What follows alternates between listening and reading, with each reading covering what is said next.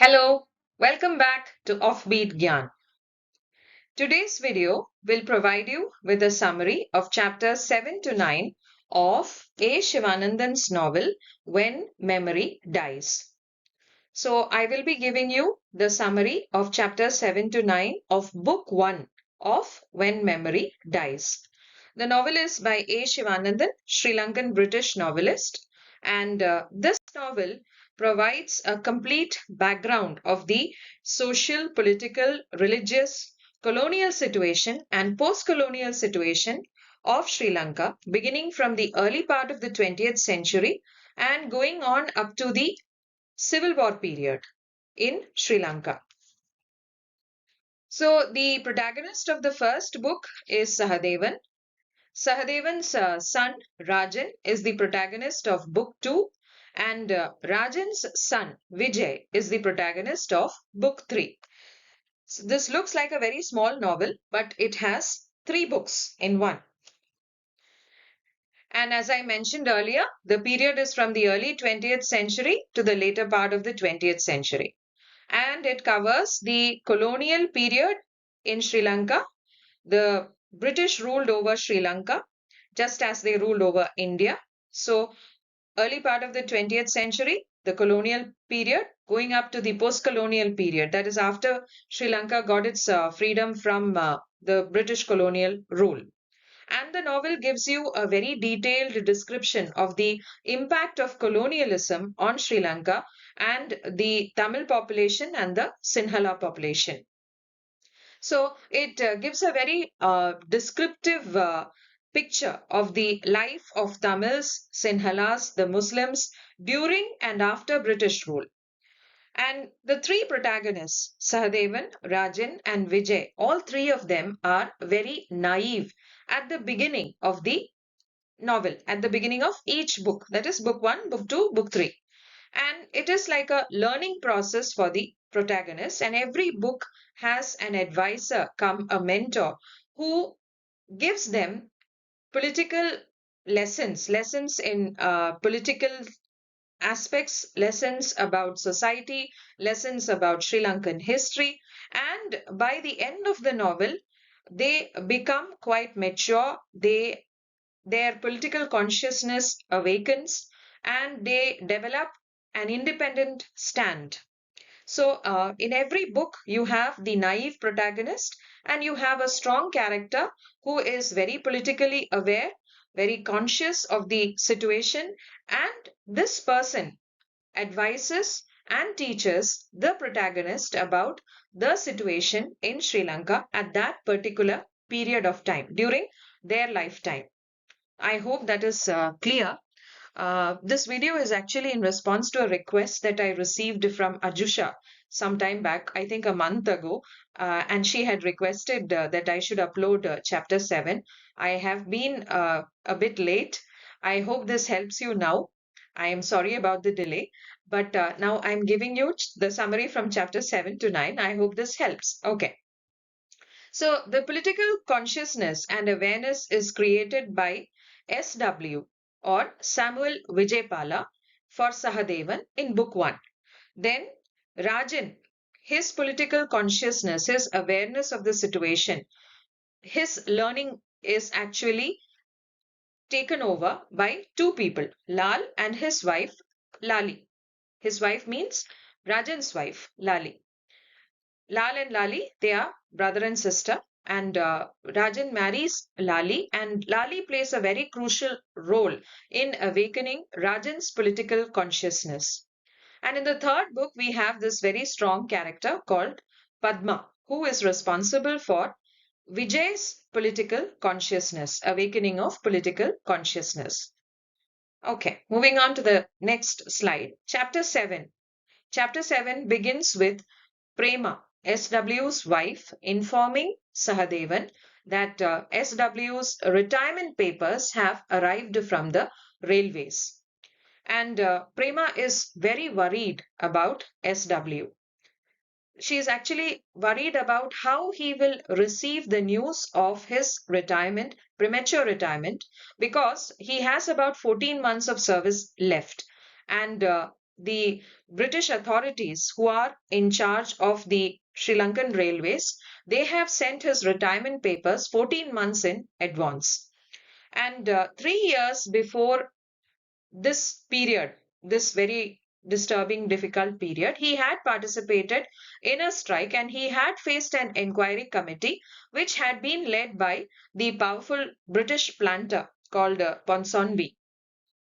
And that inquiry had actually created a bad name for SW for no fault of his own. And that sort of stuck to his name. Anyway, during this 3 year period from 1923 to 1926, he had not been involved in any strike or any of those kind of activities against the British government. So it's a very great shock for Prema when the retirement papers arrive, and she is talking about this to Sahadevan. And both of them, they are talking and discussing, and Prema is very worried as to how her husband will receive the news that he is going to face retirement much before his due date. Anyway, he comes and he's very angry. He's very dejected and disappointed. And he takes the papers and he comes to terms with the fact that he has to retire because most of his old friends, they have all been forced to retire, or they have quit, or some of them, they have left all this political activity. And the younger generation, they look to other people rather than at SW for support or advice. So he decides to leave in March 1926, and he comes to terms with the situation. He decides that I'm going to spend more time with my wife, Prema, and I'm going to spend time reading. And Prema refers to him as a real tiger.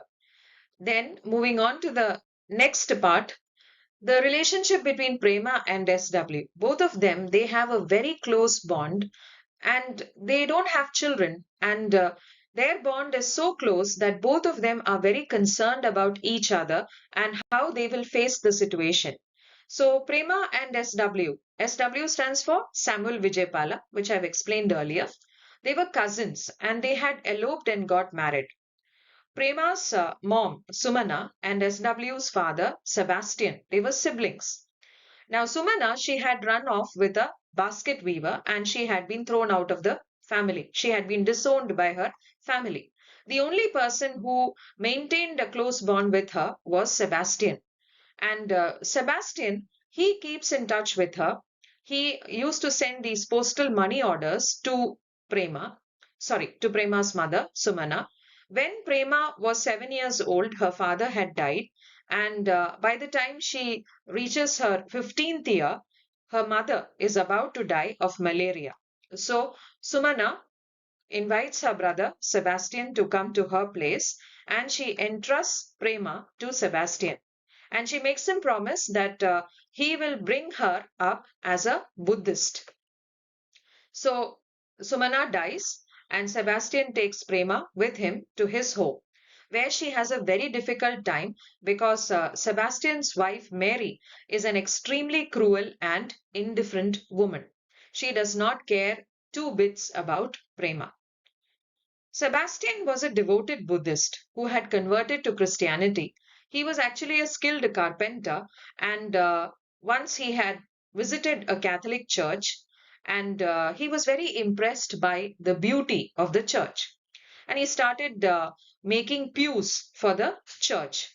So he finished that work, and the loveliness of the church, the school attached to the church, that inspired him with the idea that he should provide a good education to his two sons. So he goes and meets the father, the priest, Father Damien. And Father Damien tells him that if you want to put your sons in my school, then you have to convert to Catholicism. And Sebastian goes through a painful process of giving up Buddhism and converting to Christianity, Catholic Christianity. He changes his name from Ananda to Sebastian. His wife becomes Mary, and his two sons, Samuel and Joseph.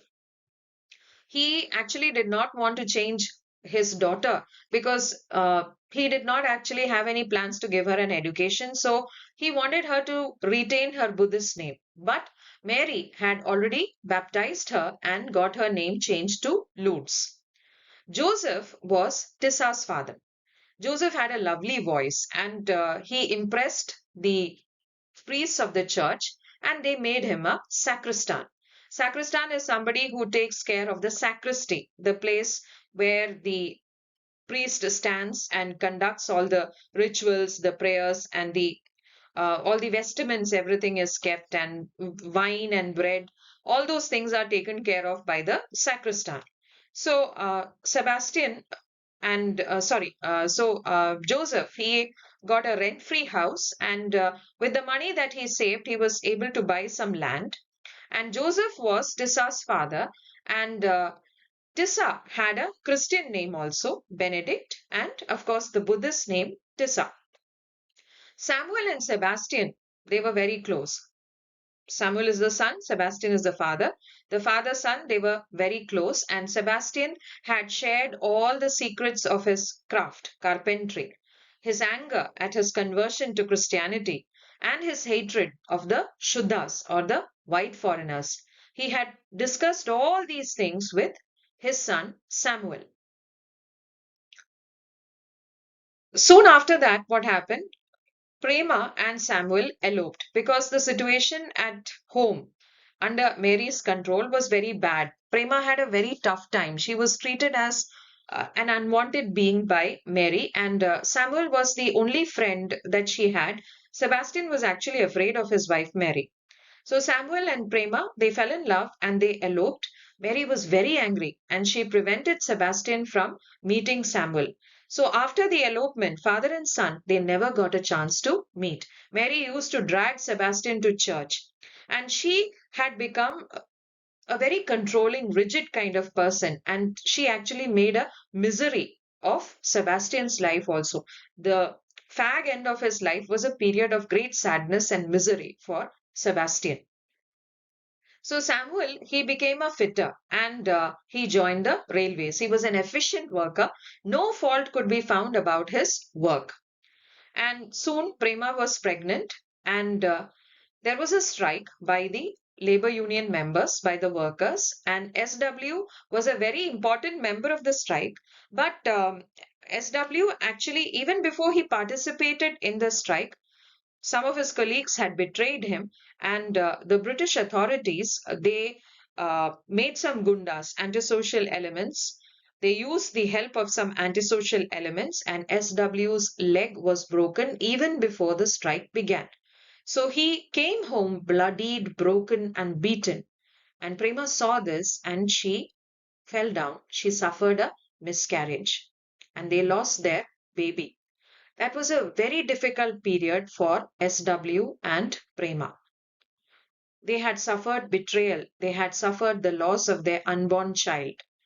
And so Tissa came into their life and they showered all their love and affection on Tissa. Tissa was SW's nephew. So the bond between these three, SW, Prema, and Tissa, was like that between a parents and a child. But as Tissa approached adulthood, he became an adult. He soon became the private secretary of a politician called Gunasinha.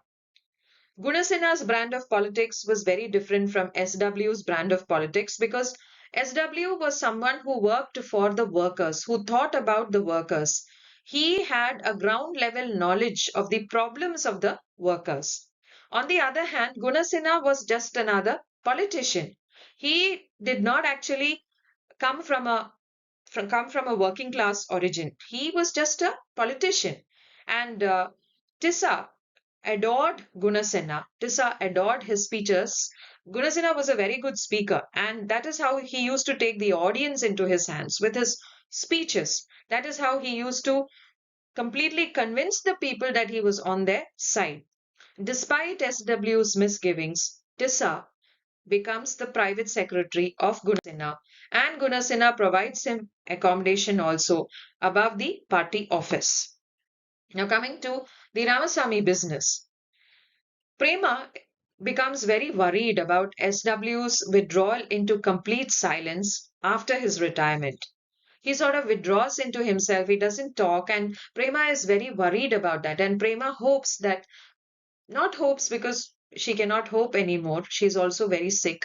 She actually regrets the fact that they don't have a child, because a child would have been something to look forward to. And now Tissa is also moving away from them. And all these things are taking a toll on SW's mental health. And he was very disturbed. He was very distracted. He didn't talk to Prema like he used to talk. And Tissa was the only person who could draw out SW, make him talk, make him laugh. Now Tissa was away. Now, coming to Ramasamy, Ramasamy was actually an unskilled worker. And when there was a long strike period, during that period, the British authorities, the foreigners, what they did was they had promoted this unskilled worker called Ramasamy to a supervisory position. And he had done his work very well. And when he got the promotion, he also had a hike in his salary. And with that salary, he had managed to send his son to an English medium school. When the strike got over, the British authorities, they played a very bad game with Ramasamy. They took away his position. They demoted him. So he lost his increase in wages and he had to pull out his son. And he was very disturbed. He was very dejected. This was very treacherous. So he lost his mind. And when he lost his mind, the British, instead of supporting him, they dismissed him after 35 years of service. No benefits were given to him, and he was treated as a coolie Indian worker. He was an Indian. He was somebody who had come from India, but he actually, not he, his ancestors, they had been brought into Sri Lanka as laborers. He actually had no Indian roots other than that of his ancestors. Later on in the novel, what happens is he is forced to go back to India, leaving Sri Lanka, his land of his birth. Anyway, SW has retired, but he takes up the case because he's very concerned about Ramasamy. SW is a Sinhalese, okay, who has converted to Catholicism, and he is very concerned about the case of this Indian worker. SW is somebody who stands far ahead of his time, somebody who has statesmanship-like qualities, and when he takes up the case of Ramasamy, he is alone and he's friendless. Nobody is there to support him. So he approaches Tissa for help. And one day he goes along with Tissa and Sahadevan to attend a political meeting where Gunasinha is speaking. So Tissa speaks to Gunasinha and Gunasinha agrees to help the cause of Ramasamy. He does do something. He meets a few people. He puts forward the case of Ramasamy. But after some time, he loses interest and poor Ramasamy is thrown out of his house. SW provides the family of Ramasamy shelter in his garden shed. He clears out everything from his private space, the garden shed, where he used to keep his books, newspapers, and he used to sit and read. Everything is cleared out, and he gives that shed to Ramasamy and his family. Whatever he can do for them, he does that. But after some time, Ramasamy and his family, they are deported to India. Tissa speaks very highly of Gunasinha and tries to convince Sahadevan, Para, and SW about the man's political ideals. Para is Sahadevan's half-brother. Now, Para had also found a job in Bousted Tramways, and this was with the help of SW. And after this, what happens is Gunasinha has been invited by the British Labour Party leader Ramsay MacDonald to come to London for the Commonwealth Labour Conference. And in this melee, they forget about Ramasamy. And MacDonald had promised that if the Labour Party came to power in Britain, then they would enable Sri Lankan independence. But first, they would ensure adult suffrage, and after that, they would give Sri Lanka independence. And Gunasinha is invited for the Commonwealth Labour Party conference in July 1928 in London, and Tissa also accompanies him, and they go to London. And it is during this period that Ramasamy and his family, they leave for India. Okay, so chapter 7 is over. Coming to chapter 8. Chapter 8, we learn that Prema has died. And when Prema dies, SW becomes bereft. He is completely lost, isolated. And Tissa and SW, they drift further apart. Soon, Samuel Vijaypala, or SW, Sahadevan's mentor, Sahadevan's father, in many ways, he also dies. There is a strong bond between Saha and SW. Saha's father is Pandian, but Saha also looks upon SW as his father, the man who awakened political consciousness in him, the man who helped him, the man who stood by him whenever he had a crisis. And Sahadevan is alone at number 29, Prema and SW's house. Both of them have died. He becomes very lonely. He becomes very depressed. And Tissa finds him in this very depressed condition. And Tissa invites Saha to leave SW's house at number 29 and move with him to his house in Slave Island. And then Tissa and Saha, they spend a lot of time talking about SW and how he had shaped their political consciousness and awareness. Saha is very worried about the marriage of his two sisters, Saraswati and Lakshmi. And he also knows that his father, Pandian, is holding on to dear life to ensure that all his children are married and settled. Meanwhile, Tissa falls in love with his cousin Beatrice, who had chosen to become a nun. Beatrice had left the orders and she had become a school teacher. So Tissa is now in love with two women. He's in love with the beautiful Sonu, who is a Muslim girl, and he's in love with his cousin Beatrice. He's sexually attracted to Beatrice, and Sahadevan wonders how he can be in love with two women at the same time.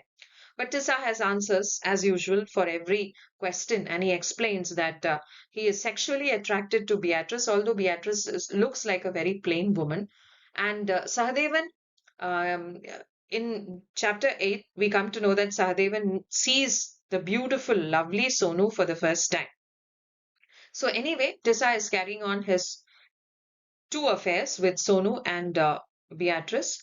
And meantime, Saha joins the postal department, but it is not a permanent posting. He keeps traveling from one place to another. He is the postmaster in charge in one or the other post office, and he keeps moving all through different parts of Sri Lanka. And Para is preparing for the clerical services exam. So during this period, what happens? Saha's elder brother, Mahadev, invites Saha and Para to Navalapitiya, which is up in the hills and colder climes, the place where there are a lot of tea estates, the British controlled tea estates. So a proposal has come from a man called Jaya, who is an accountant in the Lipton tea estate. And the proposal is for Saraswati. So Mahadev invites both his brothers to travel to Navalapitiya and meet Jaya. And the brothers undertake a train journey. There is a beautiful description of the train journey and how they travel up country. They pass through several places. They cross Kandy. And this actually increases the intimacy between the two brothers, between Sahadevan and Para. They regain their closeness. And they arrive at Navalapitiya. They are welcomed by Mahadevan and his son Kantan, who again makes an appearance in the second book, where Rajan is the protagonist. And they travel through the tea estate, they walk through the tea estate, and they find that the life of the tea estate workers is very hard and very difficult, and they are exploited, brutally exploited, the men, women, and children, and the work is never ending. Para sees all this and he is deeply angered by the condition of the workers. While they are walking through the tea estate with Jaya, the would be of Saraswati, Para is suddenly, he starts wheezing after inhaling the chemical sprayed on the tea bushes and he becomes very uncomfortable. He starts gasping for breath. And he drinks water from a tap there, and Jaya starts shouting at him.